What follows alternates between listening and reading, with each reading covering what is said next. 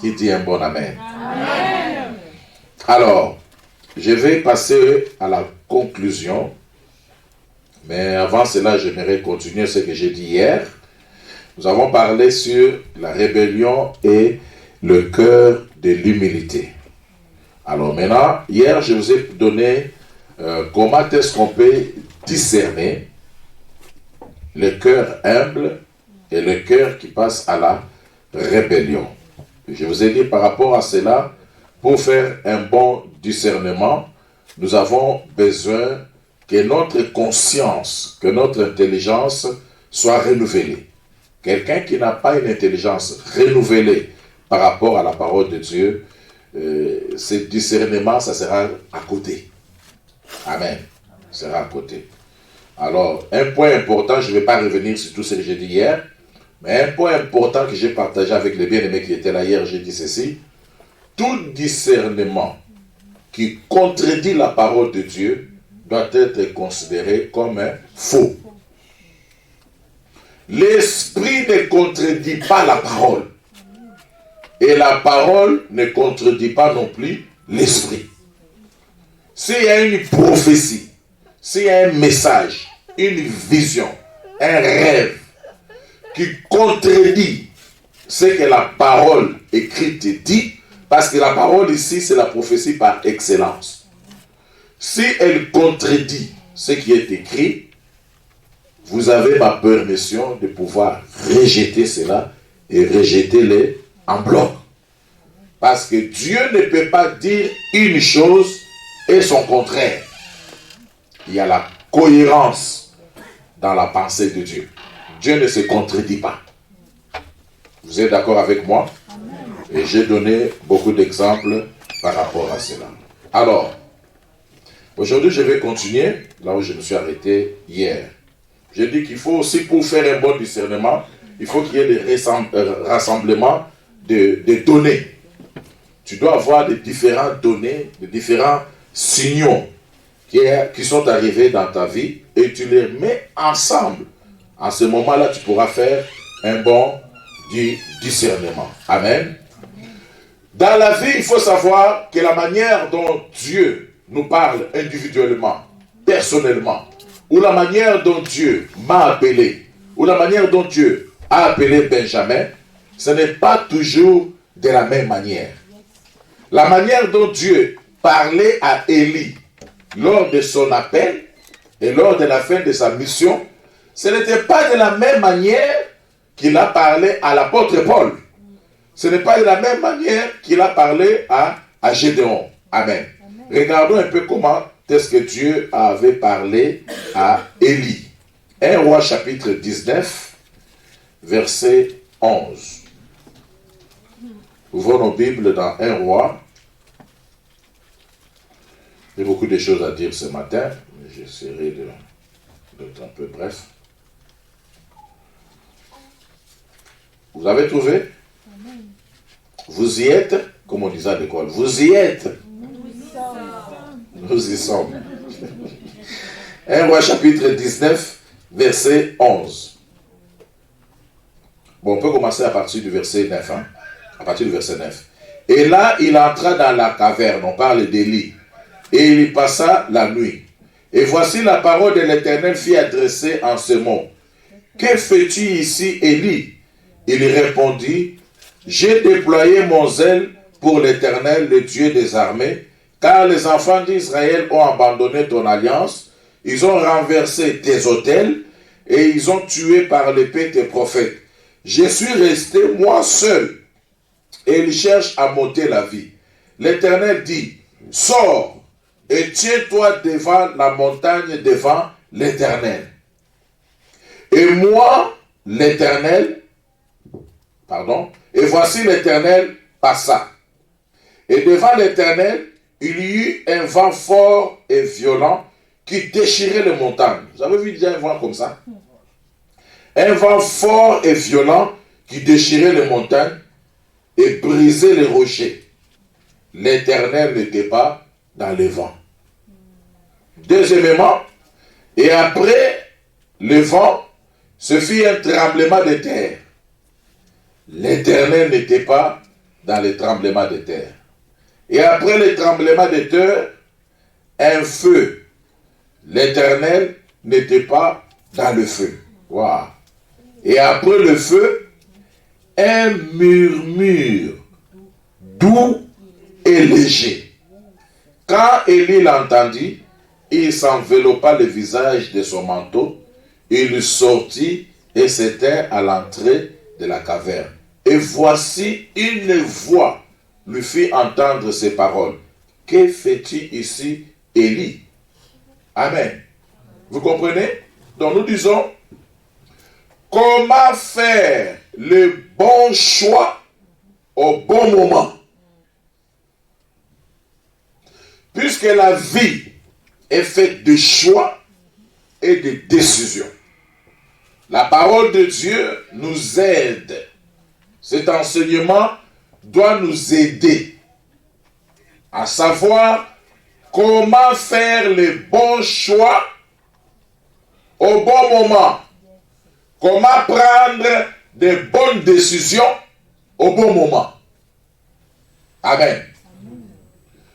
Ce que nous sommes aujourd'hui, c'est les conséquences de choix et de décisions que nous avons prises hier.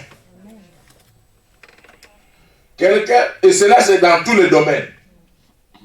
Par rapport à la spiritualité, par rapport au mariage, par rapport à ta carrière professionnelle, par rapport à ta vie. La vie est faite de choix et de décisions. Maintenant, Élie est dans une période très troublante de sa vie.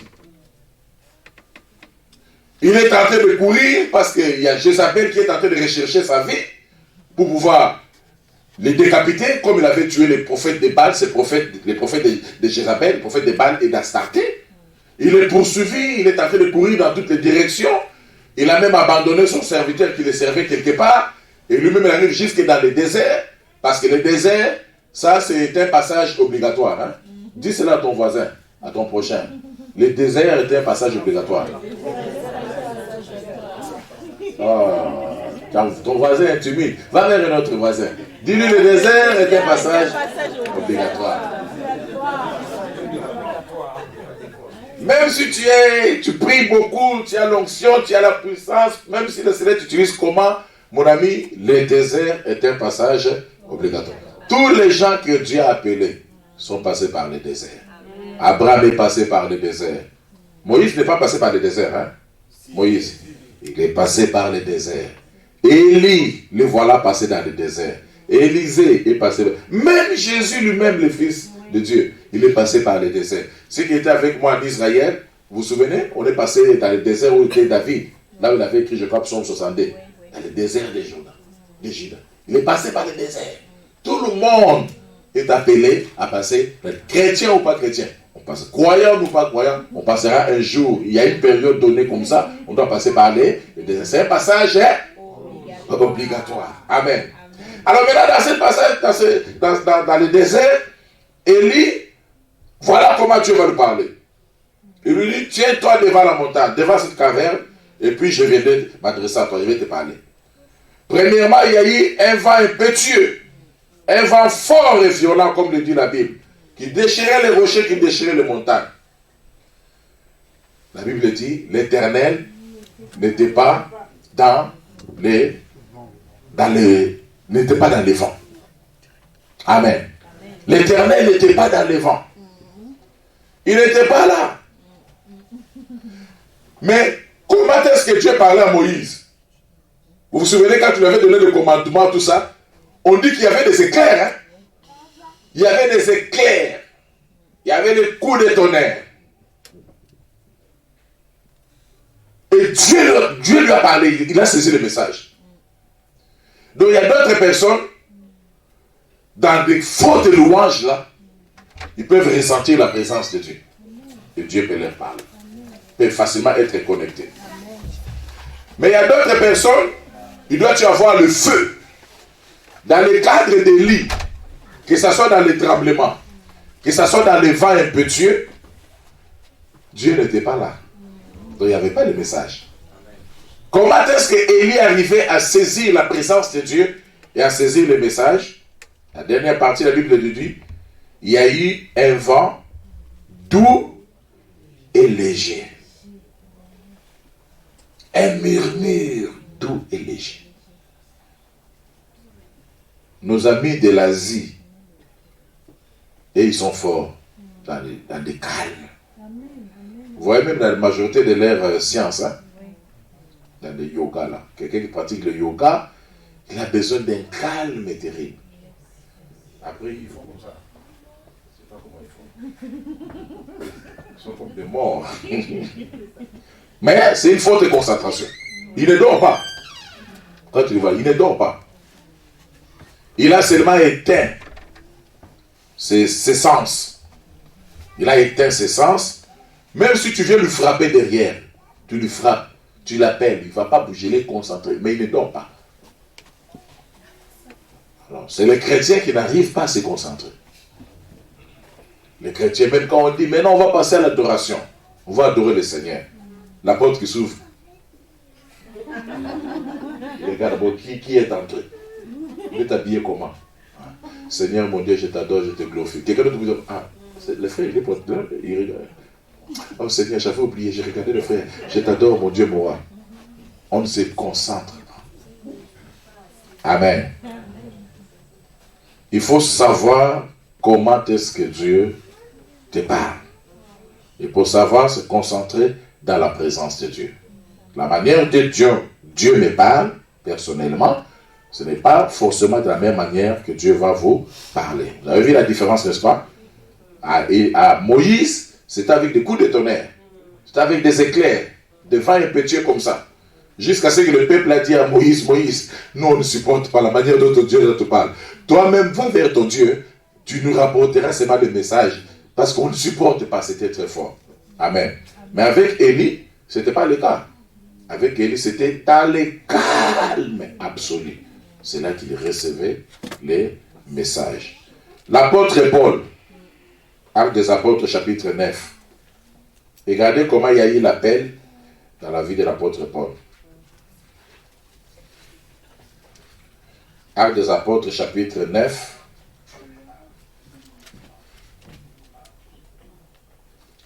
Versets 3 à 5. Comme il était en chemin et qu'il approchait de Damas, tout à coup, une lumière venant du ciel resplendit autour de lui. Il tomba par terre et il entendit une voix qui lui disait, « Saul, Saul, pourquoi me persécutes-tu » Il répondit, « Qui es-tu, Seigneur » Et le Seigneur lui dit, « Je suis Jésus que tu persécutes. Il te sera dur de régimer contre les aiguillons. » Amen. Vous voyez comment Dieu a parlé à Paul? Avec une forte lumière. La lumière est venue sur lui. Il est tombé par terre. C'est en ce moment-là qu'il a vu le Seigneur. C'est en ce moment-là qu'il a écouté la voix du Seigneur lui parler. Mais avec Élie, est-ce que c'était la même chose? Ce n'était pas la même chose. Avec Moïse, et c'était la même chose. Ce n'était pas non plus la même chose. Amen. Amen. Chez les autres, il peut leur parler par des tremblements. Les autres, il peut leur parler par des vents impétueux. Les autres, c'est par le feu. Comme moi, j'aime beaucoup le feu. Mais les autres, c'est dans le calme. C'est dans la douceur. Amen. Oh, j'ai dit Amen. Amen. Gédéon. À Gédéon, Dieu lui parlait aussi d'une autre manière. Donc, je vais passer à une autre étape. Quand vous avez rassemblé toutes les données dont je vous ai dit, il n'est pas mal de pouvoir demander aussi les signes de la part de Dieu. Sauf que il ne faut pas tout le temps demander les signes. Que ça ne devienne pas comme quelque chose, si tu ne vois pas de signes, tu ne peux pas croire. À ce moment-là, tu vas tomber dans ce que j'appelle l'infantilisme. Souvenez-vous de ce que je vous avais dit, je crois, quand je vous donnais l'enseignement soit sur Samson, soit sur Josué, je vous ai dit, si Dieu doit toujours tout nous révéler, où serait l'importance de la marche de la foi? Parce que nous sommes appelés à marcher par la foi et non pas par la vue. Amen. Amen. Alors les gens peuvent se poser la question, est-ce qu'on peut demander des signes au Seigneur? Je dis oui. On peut demander des signes au Seigneur, mais pas pour tout et pour rien. Lorsqu'on a le souci de rechercher la volonté de Dieu, lorsqu'on a vraiment le souci de l'orientation venant de la part de Dieu, nous disons oui. Vous pouvez demander un signe de la part de Dieu. Amen. Amen. On va voir dans le contexte qui va suivre, dans le livre de Juges, ce qui est arrivé avec Gédéon. Souvenez-vous, lorsqu'on avait fait l'étude sur Samson, j'ai parlé un peu sur le livre de Juges, il y a eu au moins 4 phases. On a vu 4 fonctionnements, 4 étapes dans la vie des enfants d'Israël. Premièrement, les péchés du peuple, l'infidélité, la tentation de pouvoir retourner vers le Dieu qu'ils avaient connu en Égypte. Ils ont été infidèles. Ils tombaient de temps en temps dans les péchés. Ça, c'était la première phase qu'on a vue. Prêts à murmurer contre Moïse. Prêts à murmurer contre Aaron. Et quand ils tombaient dans les péchés comme ça, deuxièmement, Dieu les châtiait. Il y avait le châtiment. Il y avait l'oppression. Il y avait le malheur qui arrivait. Il y a des fois la terre s'ouvrait, comme on a vu dans les cas de Corée, d'Atam Abirem, la terre qui s'ouvrait, qui les engloutissait. Il y avait des fois qui mouraient par le serpent brûlant dans le désert. On a vu l'autre fois avec Moïse. Un jour, il y a eu plus de 250 personnes qui sont mortes à cause de leurs péchés. Et le lendemain, il y a eu combien? Près de 15 000 personnes, 14 700 personnes qui sont mortes. Parce que quand on pêche, l'âme qui pêche, c'est l'âme qui mourra. Les conséquences du péché, c'est toujours la mort. Troisième étape de ce peuple-là dans le livre des Juges, on le voit des fois quand les malheurs arrivent, quand il y a l'oppression, quand il y a les châtiments, on le voit entrer dans le repentir. Le peuple va se repentir, il va crier à l'Éternel, ils vont voir Aaron, ils vont supplier Moïse de pouvoir chercher la face de Dieu pour eux. Et quand on revient à Dieu, comme Dieu lui-même a dit, si vous revenez à moi, moi aussi, je reviendrai vers vous. On voit le Seigneur qui les pardonne, il les rapporte, donc la quatrième phase, il leur apporte le salut, le Seigneur. Maintenant, le salut que le Seigneur leur envoie, il va les renvoyer, qu'il va manifester en leur envoyant un héros. Et dans le livre des Juges, il les a envoyés des différents héros, des différents juges que nous avons vus. On a vu Barak, on a vu Samson, on a vu Gédéon, on a vu plusieurs juges. Amen.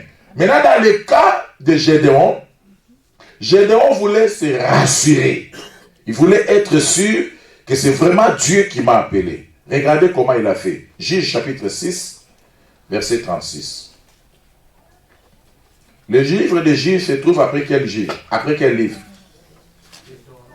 Hein? Après quel livre?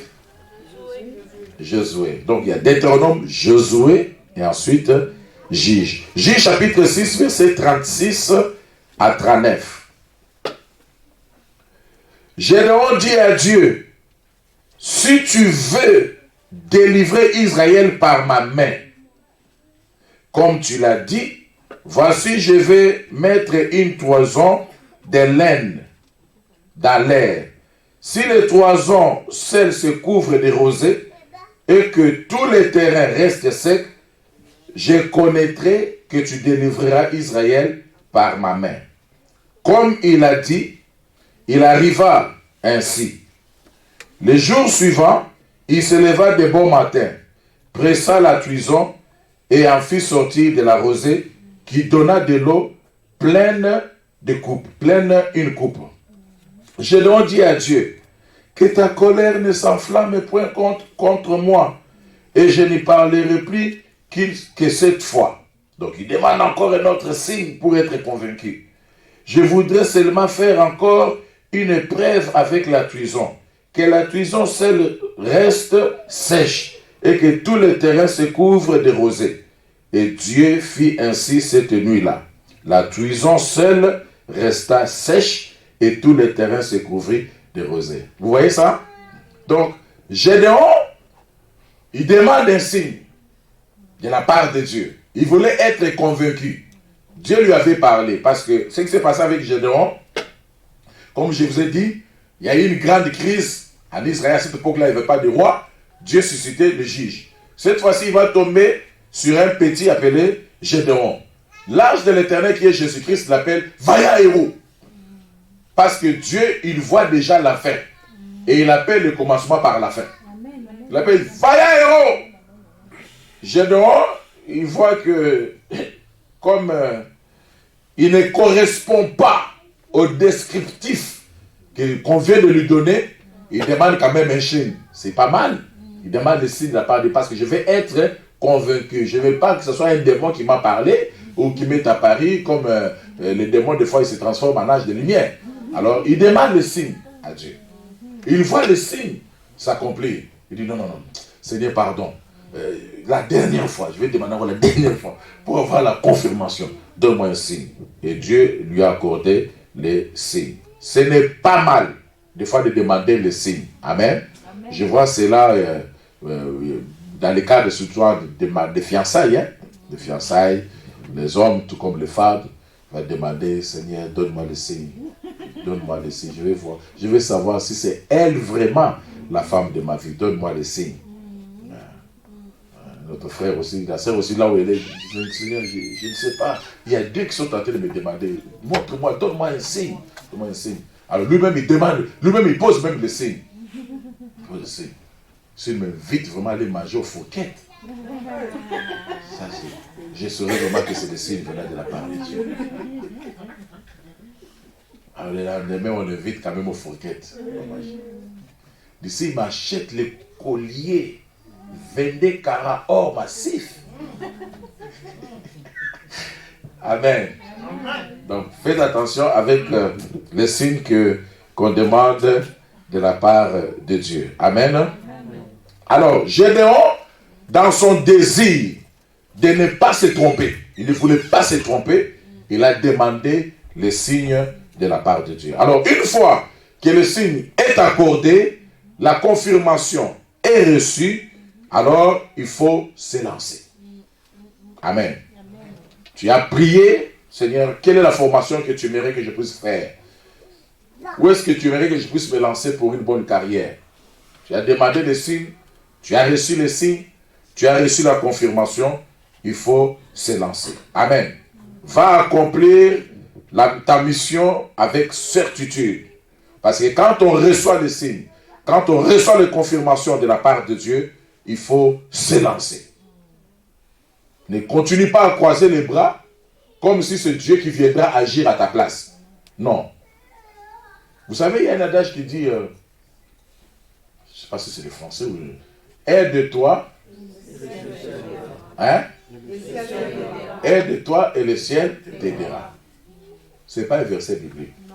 Mais ça veut dire tout simplement, l'homme a sa part de responsabilité. Et nous les chrétiens, nous avons tendance, lorsqu'on reçoit Jésus, lorsqu'on croit au Seigneur, à oublier qu'on a aussi notre part de responsabilité. Alors nous laissons tout entre les mains de Dieu. J'ai tout laissé entre les mains de Dieu. Au moment de faire les devoirs, de se préparer, parce qu'on a un test demain, on a un examen, on a une épreuve à présenter demain. Mon ami, prends le temps de lire. Prends le temps d'étudier. Prends le temps de revoir la matière qui t'avait été donnée. Amen. Si tu ne prends pas le temps de relire, tu ne prends pas le temps de revoir la matière que tu as, tu vas aller là-bas, Seigneur, tu as promis dans ta parole, vous serez la tête et non pas la queue, vous serez à haut et non pas en bas. Oh Seigneur, j'aimerais être maintenant la tête et que cette parole s'accomplisse maintenant. Tu sortiras de là avec un zéro. Et tu seras déçu. Hein? Seigneur, vraiment.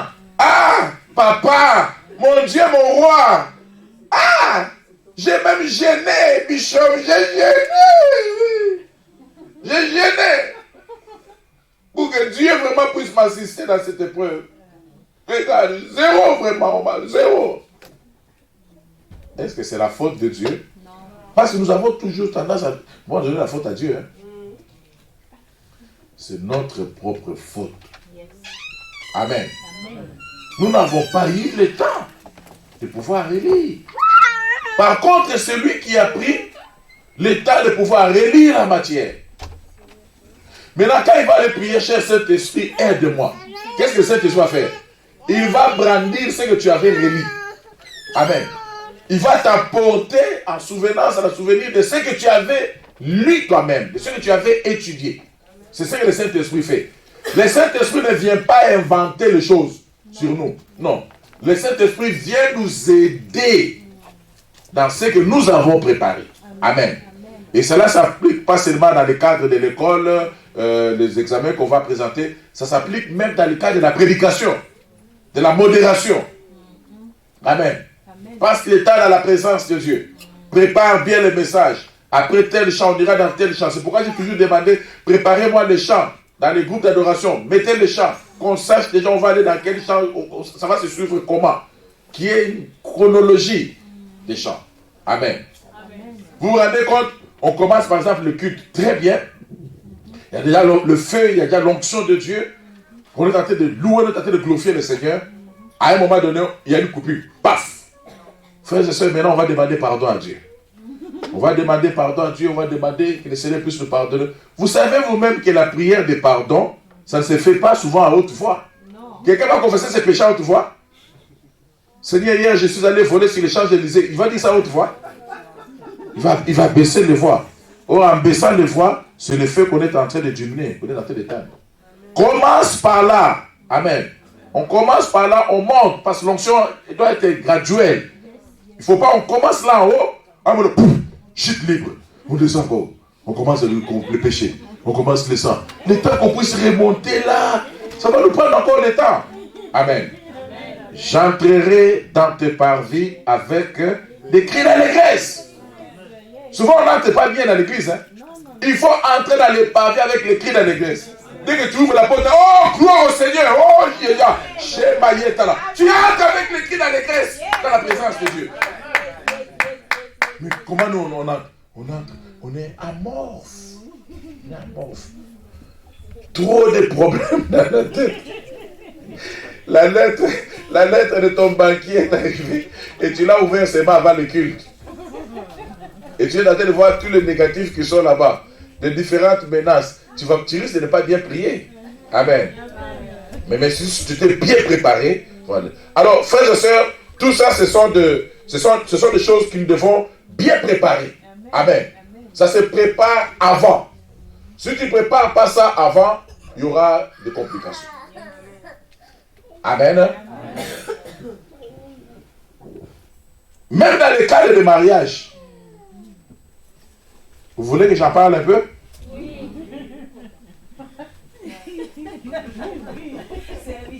Vous n'allez pas me détester après? Troisième piste. Comment agir une fois le choix est fait? Comment agir une fois la décision est prise? Comment agir? Amen. Prenez tous les éléments que je vous ai donnés là. La première des choses qu'il faut être armé. La première piste, c'est la persévérance.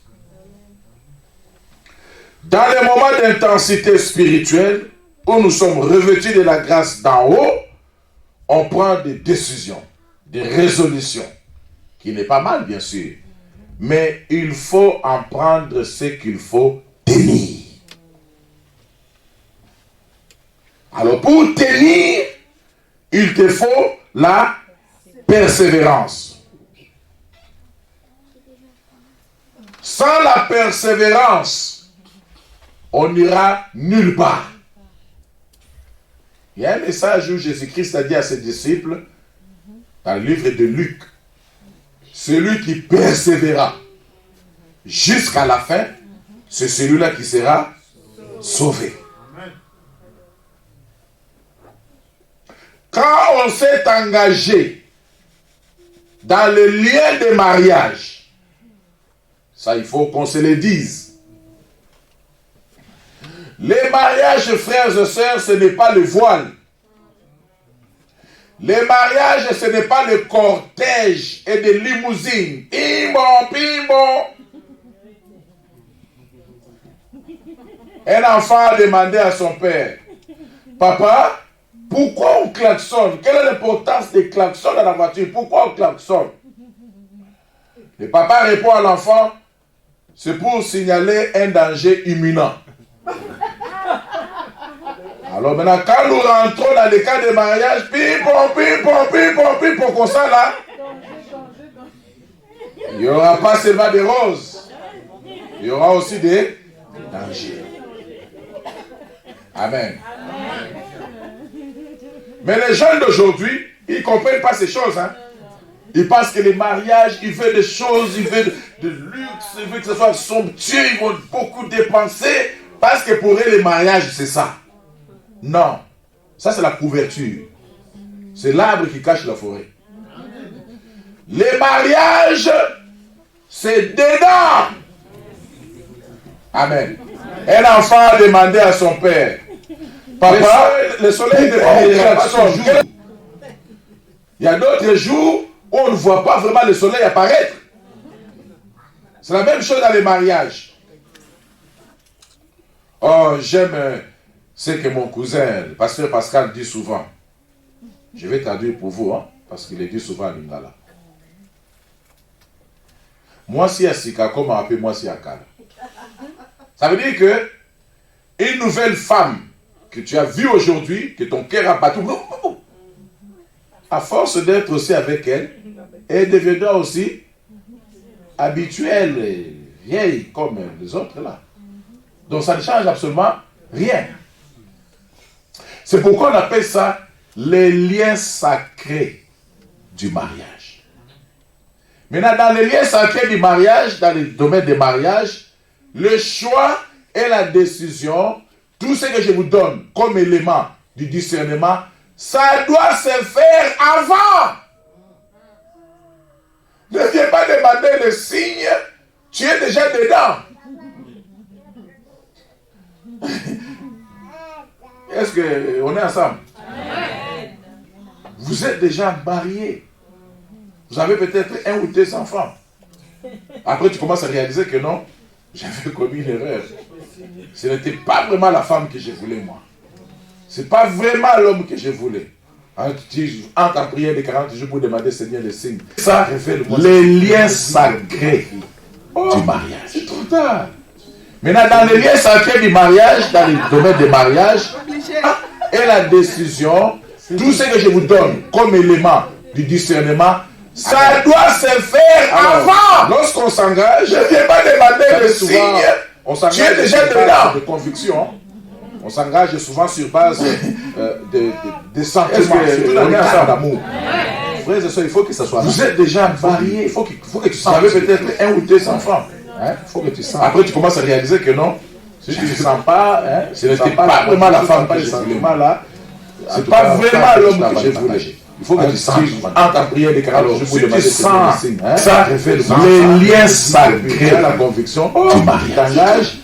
Maintenant, dans les liens sacrés du mariage, dans le domaine du mariage, et la décision, tout ce que je vous donne comme élément du discernement, ça doit se faire avant. Lorsqu'on s'engage, je ne viens pas demander déjà de conviction.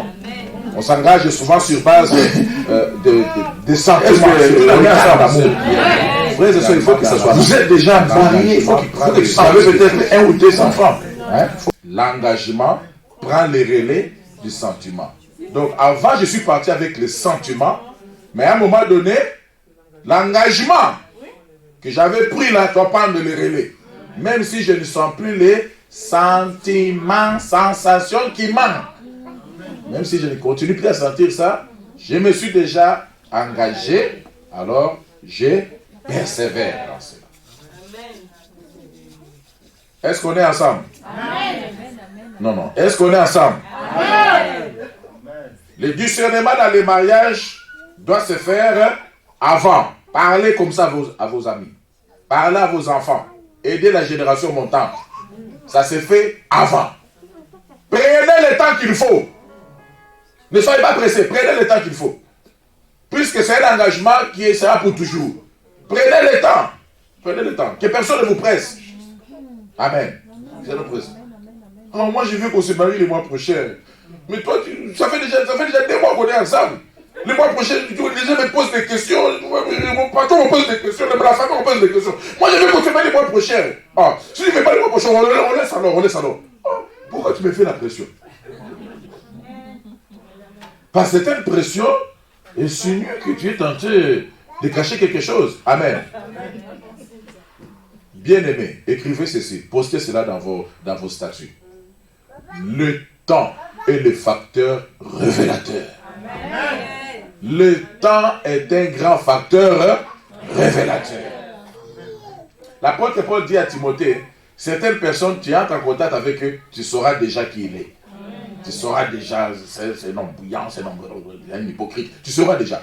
Mais il y a d'autres personnes, c'est au fur et à mesure que vous allez évoluer ensemble que vous allez découvrir. Et la plupart des fois, dans les cas de proposition, dans les cas de fiançailles, l'homme ou la femme, on garde sa vraie nature. Hein. On les cache très loin. Alors on commence à regarder maintenant les frères et dire, je ne savais pas qu'elle était comme ça. Moi, quand je m'étais engagé à elle, elle ne parlait pas. Elle était calme. Elle ne parlait pas. Mais je ne comprends plus. C'est comme si ce n'est pas vraiment celle que j'avais connue là. Maintenant, quand tu commences à parler, elle ne m'accorde même pas l'opportunité de placer un mot. Vice versa. Amen. Cela doit se prendre quand? Avant. Lorsqu'on s'est engagé, du moment où on s'est engagé, on continue. Amen. Sauf dans d'autres cas exceptionnels que je pourrais vous parler quand je ferai l'enseignement sur les mariages. Amen. Il faut quoi? Persévérer. La pire arme que l'ennemi utilise, c'est de nous tenter dans le découragement. Ça, c'est la pire arme de l'ennemi. La majorité d'entre nous, lorsqu'ils avaient reçu l'évangile, lorsqu'ils avaient reçu Jésus-Christ comme leur Seigneur et Sauveur personnel, il y avait du zèle. Hein?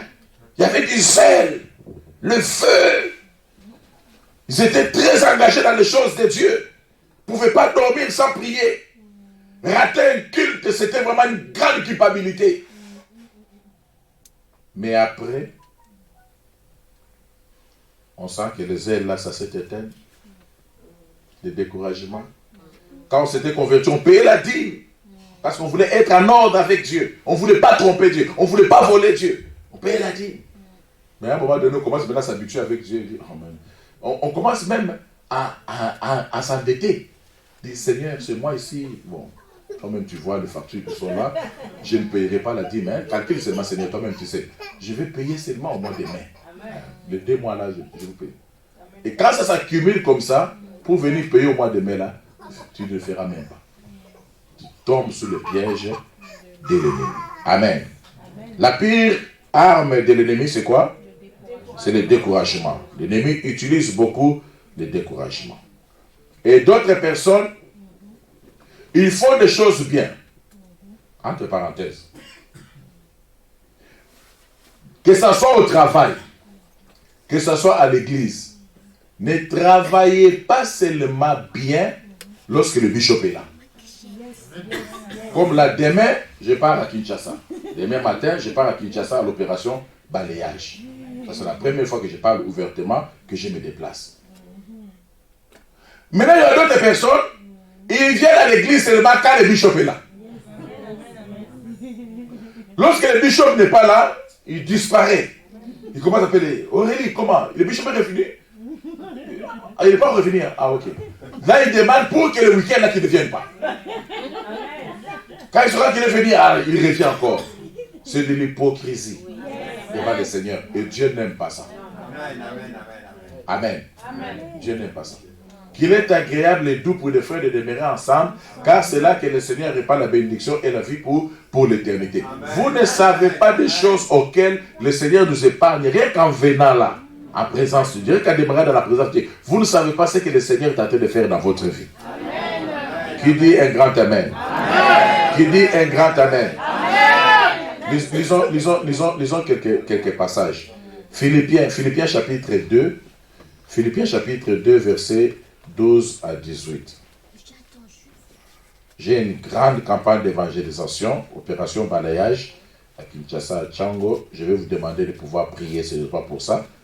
Moi, c'est vendredi, samedi, dimanche, la semaine prochaine. Amen. Soutenez également cette émission-là, s'il vous plaît. C'est l'Afrique. Soutenez cette émission-là. Soutenez ça financièrement. C'est l'Afrique. Amen. Philippiens chapitre 2, verset 12. Ainsi, mes bien-aimés, comme vous avez toujours obéi, travaillez à votre salut, comment? Avec crainte et tremblement. Non seulement comme à ma présence, mais bien plus encore maintenant que je suis absent. Vous avez vu ça? C'est comme ça qu'on doit travailler. Ne soyez pas seulement à l'heure quand le bishop est là.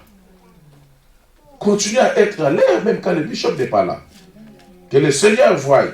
C'est correct, c'est juste d'être au travail. Quand vous partez au travail, vous travaillez bien quand le superviseur est là.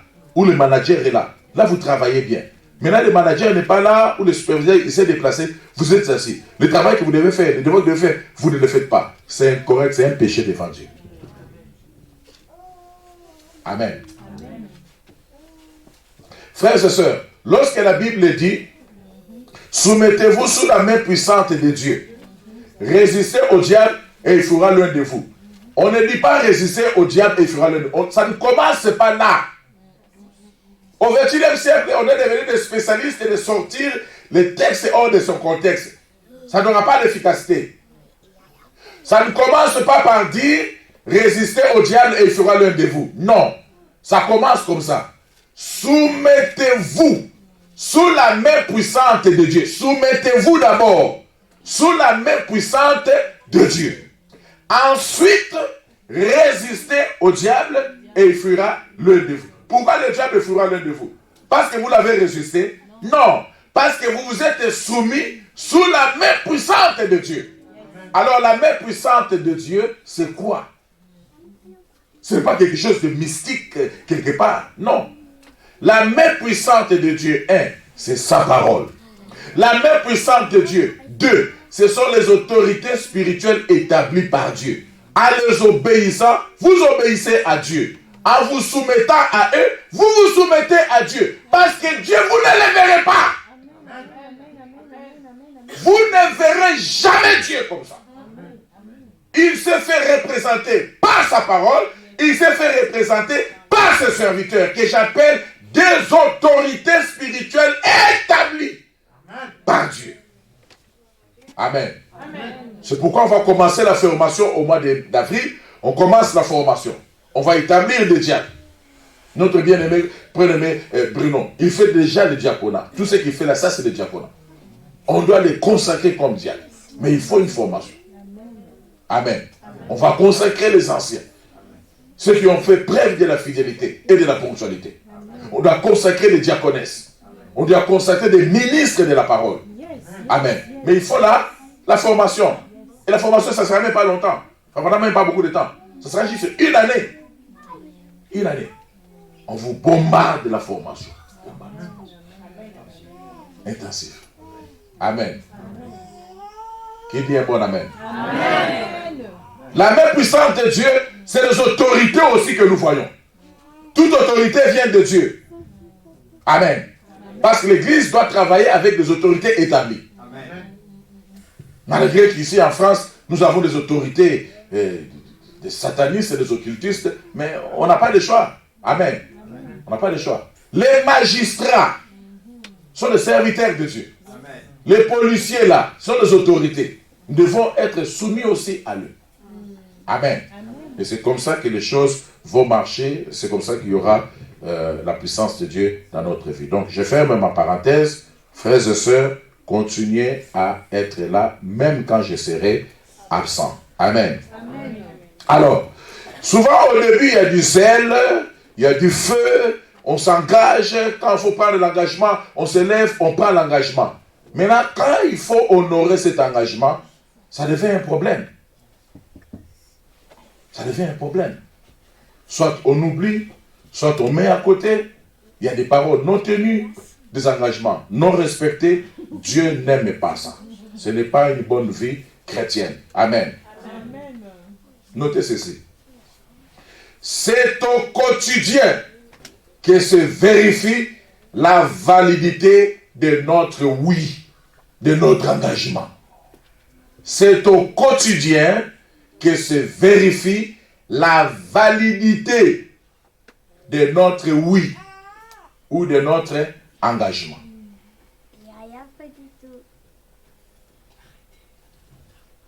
Amen. Je vous donne la dernière clé. La dernière clé, comment agir une fois que la décision est prise, une fois qu'on s'est engagé, une fois qu'on a fait le choix. Troisièmement, dans le brouillard, on ne change pas le cap. Dans le brouillard, on ne change pas le cap. Lorsque vous avez discerné, frères et sœurs, lorsque vous avez discerné, avant de faire le choix, lorsque vous avez discerné, lorsque vous avez prié, avant de vous engager, lorsque vous avez prié, avant de prendre la décision finale, une fois que cela est prise, vous vous engagez. Même si le brouillard vient apparaître à un moment donné, ne changez pas de cap. Dis cela à ton voisin. Dans le brouillard, on ne change pas de cap.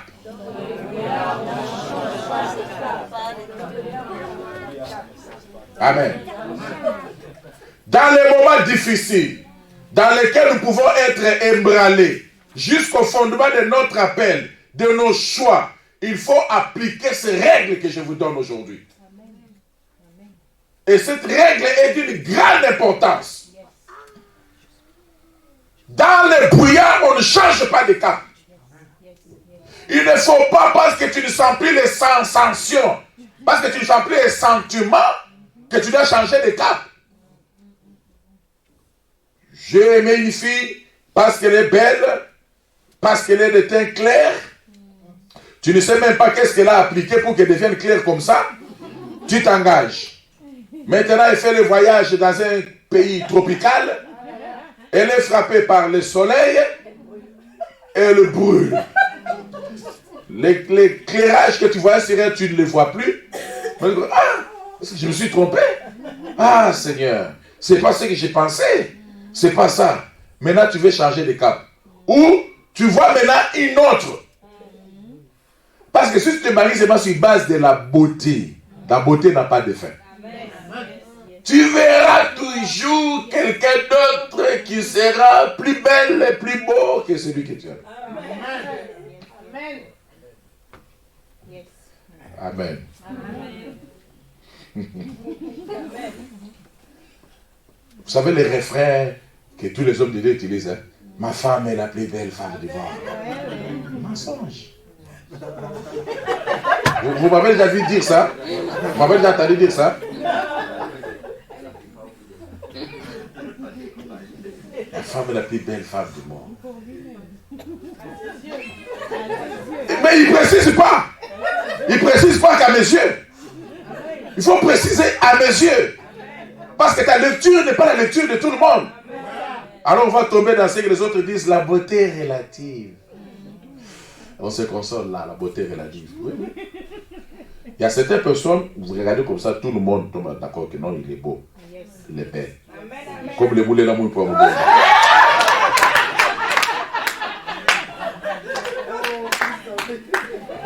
Allez. Jésus-Christ de Nazareth. Amen. Mais maintenant, si tu t'étais basé que sur ça, alors le jour où tu verras un plus ailleurs, TVA, valeur ajoutée, ailleurs, qu'est-ce que tu as là? Tu vas changer? Non. Tu vas changer de direction? Tu vas changer de... Non. Amen. Dans le brouillard, on ne change pas. Dans la voie maritime, les bateaux, celui qui coordonne, ils ont besoin de la carte. Amen. S'ils doivent aller tout droit, après 1000 km, ils vont virer à droite. Ils doivent respecter ça.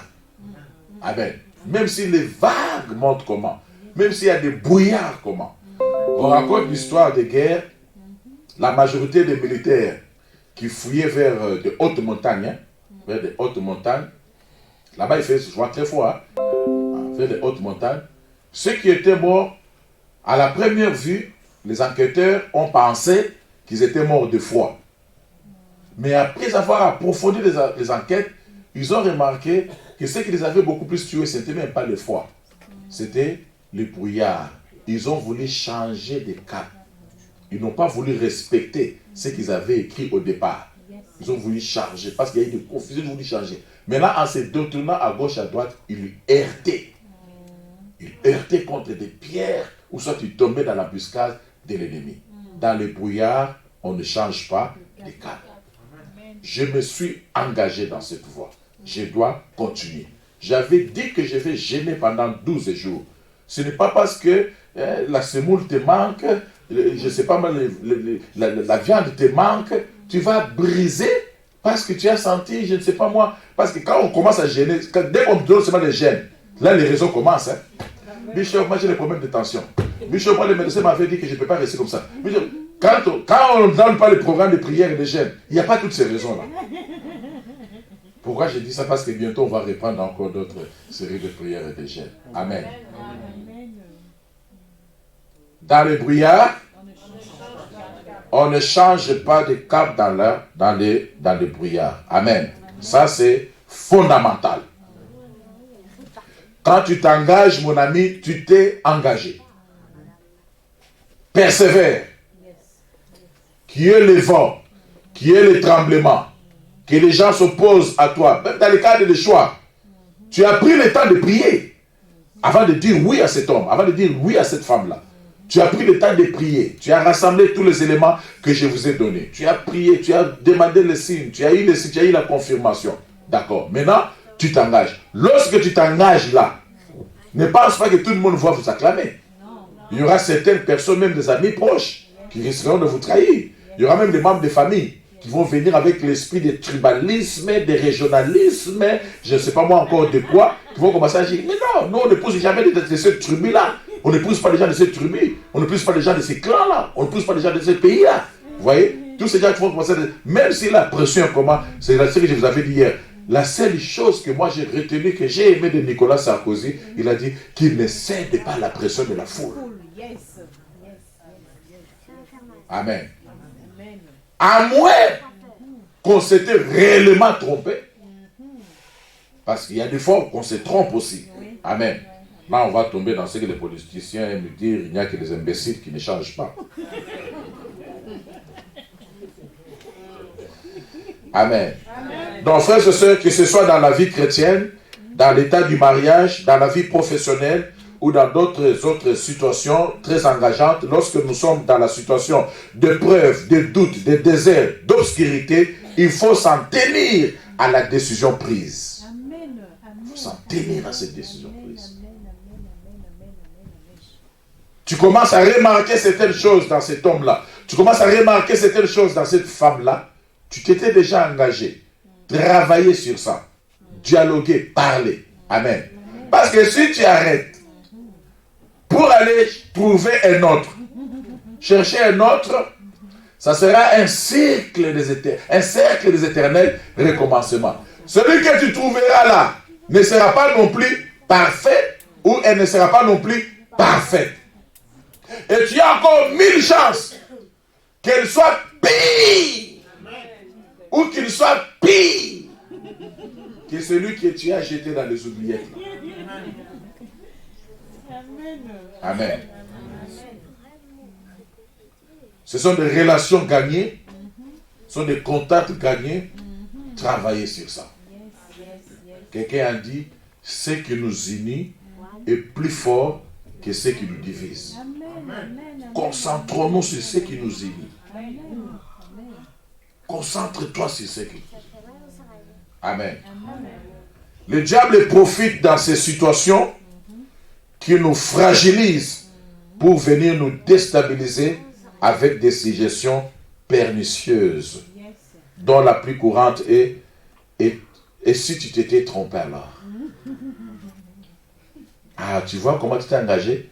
Ta vie ne sera plus comme avant. Hein? Ah, tu vois, dans ce désert, dans ce brouillard-là, la difficulté là va durer. Hein? Ça va prendre des jours et des années. Hein? C'est dans un moment comme ça que le diable profite. Quand est-ce que le diable est venu parler à Jésus? Dans le désert. Pendant qu'il gênait. Il avait faim. Il a profité. Il a profité comme Jésus avait fait. Il a profité. Oh, si tu es le Fils de Dieu, tu as faim, non? Change ce pierre en pain. Et tu vas manger. Tu as faim. Tu as faim. Tu es le Fils de Dieu. Tu vas rater ta mission pour rien avec la faim là. Et c'est demain tu vas te tenir. Change seulement ces pierres ici et mange.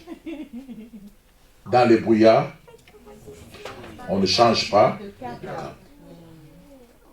S'il y a une chose sûre, nous avons reçu Jésus-Christ comme notre Seigneur et Sauveur personnel. N'importe qui pourra venir pour dire que c'est lui le Messie, c'est lui le Sauveur, même s'il a le pouvoir de faire le déplacement des immeubles. Il parle, l'immeuble ici saute, ça part à la Tour Eiffel revient ici. Nous avons déjà accepté Jésus-Christ comme notre Seigneur et Sauveur. Même si tous les membres de nos familles, nos maris, nos femmes, tout le monde s'est converti, je ne sais pas dans quelle religion, nous avons accepté le Seigneur comme notre Seigneur et Sauveur personnel. Quel est son nom? Jésus. Quel est son nom? Jésus. Je n'attends pas. Quel est son nom? Jésus-Christ de Nazareth. Alléluia. Même si les saints commencent à opérer des miracles aussi. Parce que le diable opère aussi des miracles. Hein? Je serai un menteur si je ne vous dis pas ces choses. Le diable opère aussi des miracles. Le diable guérit aussi certaines maladies. Oui. Moi, je connais certaines personnes qui sont guéries de sida. Mais pas par la puissance de Dieu. Ils sont guéris de tuberculose. Ils sont guéris de cancer. Il y a des tradis praticiens dans nos différents pays ici. Il y a des tradis praticiens. Il faut avec des herbes, avec des inspirations démoniaques, sataniques. Et quand ils appliquent, c'est la personne aussi est guérie. Hein? La personne est guérie. Amen. Le diable, les dragons, quand on nous parle de faux prophètes, il viendra avec des signes. Il viendra avec des prodiges. Il viendra avec des miracles. Il ébranlera beaucoup de gens. Mais comme nous sommes déjà avertis, surtout avec ce que je viens de vous dire aujourd'hui, hein, dans des moments troublants, dans des moments où la majorité des gens commencent à être enrôlés, ils sont égarés, ils sont pris par certains mouvements. Parce que le mouvement viendra. Hein. Le mouvement viendra. Nous, dans ces brouillards-là, nous ne changerons pas de camp. Nous l'avons déjà reçu. Amen. Comme notre Seigneur et Sauveur personnel. Amen. Et nous avons dit qu'on les suivra jusqu'à la mort. Amen. Nous lui avons donné jusqu'à notre dernière goutte de sang. Amen. Nous lui avons donné.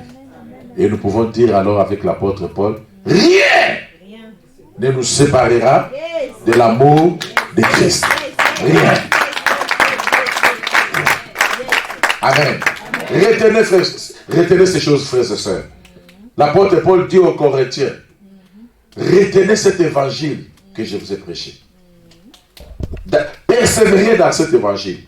Si quelqu'un d'autre vient vous enseigner autre chose que ce que je vous ai appris, il dit même si c'est un ange, Gabriel, il est venu du trône de Dieu, pouf, il est descendu ici, avec des ailes déployées. La Bible dit qu'il soit anathème. Donc qu'il soit maudit. On ne croira pas à son message. Dans le brouillard, On ne change pas de cap. Et c'est là dans tous les domaines. Dans les mariages, il y a les hauts, il y a les bas. Amen. Il y avait, je vais m'arrêter par là, il y avait une fille unique qui voulait se marier. La maman était très contente parce qu'elle commençait quand même à avancer un peu en âge. Après, finalement, le papa ne voulait pas. Il tenait vraiment, il ne voulait pas que la fille puisse se marier. Fin de fait, il a accepté. On est venu verser la dot. Le jour qu'on a versé la dot, on donne à la fille, pour verser. La fille a accepté vraiment ce qu'il a donné à son père. Alors, pendant qu'il a porté l'enveloppe à son père a tenu l'enveloppe. Il a pleuré. Il a pleuré sérieusement. Après, on lui pose la question, papa, pourquoi tu pleurais ce jour-là? Il dit, je te répondais un autre jour. La fille est entrée dans le mariage, il y a eu maintenant des problèmes. Toutes les lumières sont parties, les limousines sont parties, les fleurs sont partis, les gâteaux sont partis. Maintenant, vous êtes devant des réalités. Réalités. Vous savez, les péchés qu'on triche là, des fois c'est pas. Oui. On doit se dire la vérité. Quand on triche, ça se mélange, je crois, avec la grenadine et tout ça. On sent vraiment que même à la maison, c'est pas comme ça. Mais un jour. Amen. Il est allé voir son père en pleurant. Papa, je ne savais pas que c'était vraiment comme ça. Il a commencé à parler. Ma fille, tu te souviens ces jours-là quand je pleurais? Oui. Je savais. C'était sur votre insistance. Vous avez beaucoup insisté. Oh là là. Alors je savais que c'était un méchant. Je savais. Oh là là. Mais maintenant que tu t'es déjà engagé, regarde-moi et ta maman. Oui. Est-ce que nous avons divorcé? Non. On vous a élevé jusqu'à ce que vous avez grandi, on vous a marié. Reste seulement. C'est comme ça dans tous les mariages.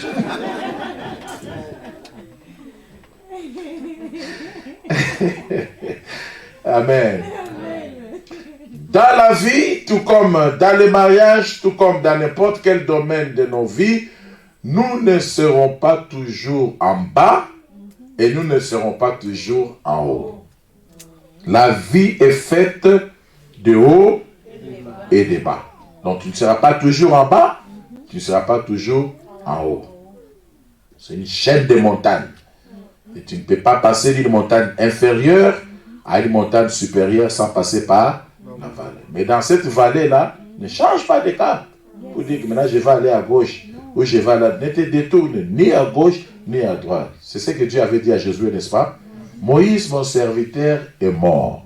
Toi maintenant, lève-toi, car c'est toi qui feras entrer ce peuple dans la terre promise. Je te donne la parole de la loi. Médite cette parole nuit et jour. Ne te détourne ni à gauche ni à droite. Ne suis pas la pression extérieure. Amen. Ne suis pas la pression extérieure. Continue dans ce que je t'ai montré comme la parole. Amen. Toute dernière chose, je dois finir ça, pardon. Le tout dernier élément, c'est la paix. Quand on prend des décisions, qu'on se lance, il faut vérifier si ce signe ici est dedans. On appelle ça la confirmation intérieure. Dans la confirmation intérieure, le premier signe que tu dois être sûr que c'est là, il doit y avoir la paix et la joie. Si tu fais un choix, tu prends une décision où tu ne sens pas la paix en toi, tu ne sens pas la joie en toi, mon ami, il faut bien faire le discernement. Amen. Un discernement juste est accompagné d'une paix profonde, d'une satisfaction, d'un contentement qu'on a répondu à l'appel des yeux. Ne t'engage pas dans une histoire, ne t'engage pas dans une relation, ne te mets pas dans un discernement où tu ne sens pas la paix, tu ne sens pas la joie, tu ne sens pas la satisfaction intérieure, tu ne sens pas le contentement. Si tu ne sens pas ces choses, mon ami, ne t'engage pas. Donc, notez, le premier signe de confirmation d'un discernement bien fait est quoi? La paix et la joie.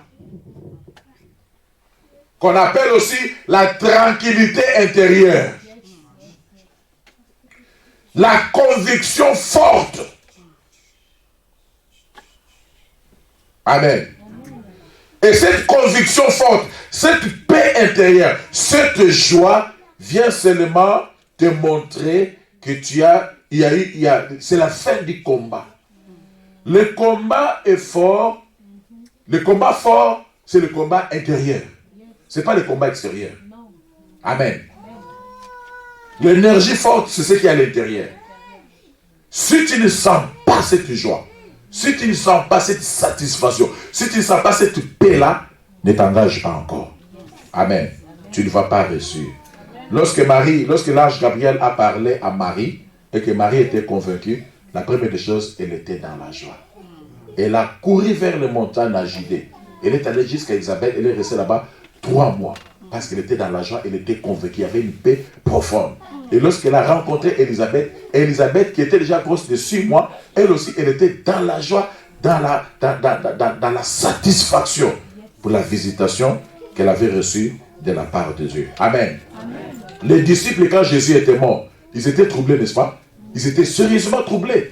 Pierre n'a même pas attendu 3 jours. Il est retourné aller faire le pêche.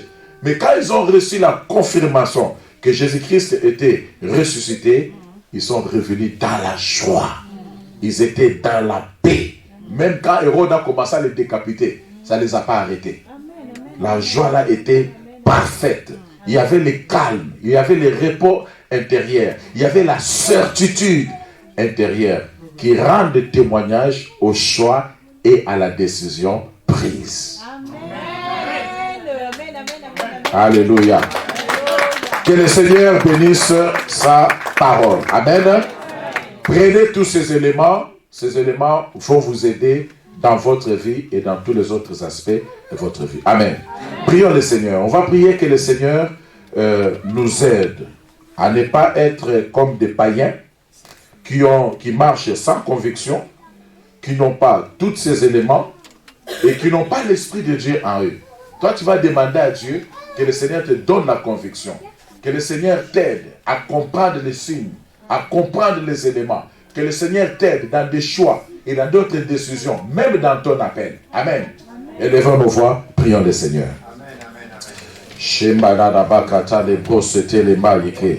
Oh Dieu de gloire, nous te rendons grâce et nous te bénissons. Tu es un Dieu grand, un Dieu puissant, un Dieu redoutable. Tu es le Dieu qui est lié à ta parole. Tu es le Dieu qui nous aime. Tu es le Dieu qui nous parle. Tu es le Dieu qui nous aide à pouvoir discerner les signes et les portes de ton Seigneur. Oh Dieu de gloire, qui est comme toi parmi les dieux, qui est semblable à toi. Tu es l'unique et le véritable. Tu es le Dieu qui nous aime. Tu es le Dieu qui nous a parlé ce matin. Tu nous as montré comment faire les bons choix au bon moment. Oh Dieu de gloire, comme la vie est faite de choix, la vie est faite de décisions. Aide-nous Seigneur. Aide-nous le Dieu de gloire.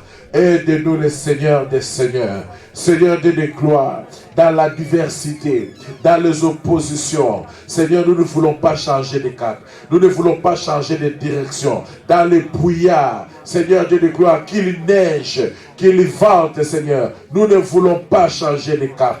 Nous ne voulons pas changer de direction. Seigneur Dieu de gloire, devant les pressions, la pression de ce monde, nous ne voulons pas non plus changer de cap.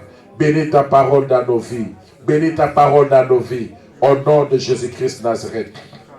J'aimerais qu'on profite de cette occasion pour prier pour nos enfants. Prie pour tes filles, pour tes garçons. Que le Seigneur les aide dans les différents choix. Que le Seigneur les aide dans les différentes décisions qu'ils auront à prendre. Ils ont besoin de discernement. Prie le Seigneur qui dirige leurs pas dans de bons choix. Qui oriente leurs pas dans de bonnes décisions. Parce que la vie est faite de choix et de décisions. Prions le Seigneur.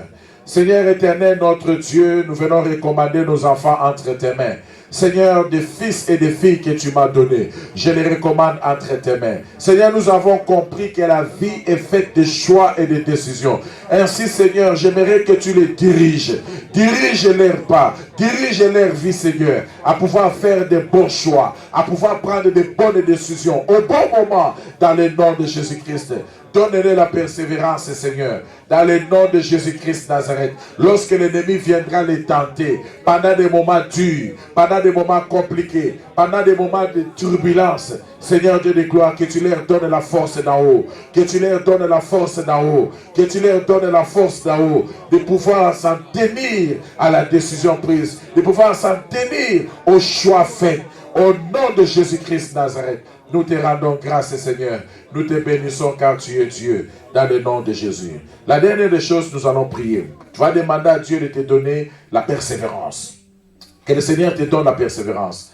Dis à Dieu, Seigneur, j'ai besoin de la persévérance devant les difficultés, devant les épreuves. Comme je ne serai pas toujours en haut, quand je passerai même dans la vallée de l'ombre de la mort, dans la vallée des Baka, quand je traverserai les déserts, comme c'est un chemin obligatoire, j'ai besoin de la persévérance. Donne-moi la force d'en haut pour pouvoir persévérer. C'est ce que les disciples avaient demandé. Ils ont dit, Seigneur, donne-nous la force, donne-nous la persévérance, que nous puissions persévérer. Élevez nos deux mains, prions le Seigneur. Oh, mon ami, je n'entends pas ta voix. Élève ta voix. Demande cela à Dieu. Yes, Lord. Yes, Lord. Yes, Lord. You are Yahweh. You are Yahweh. You are Yahweh. You are Yahweh. You are Yahweh, Alpha, Omega. Yes, you are.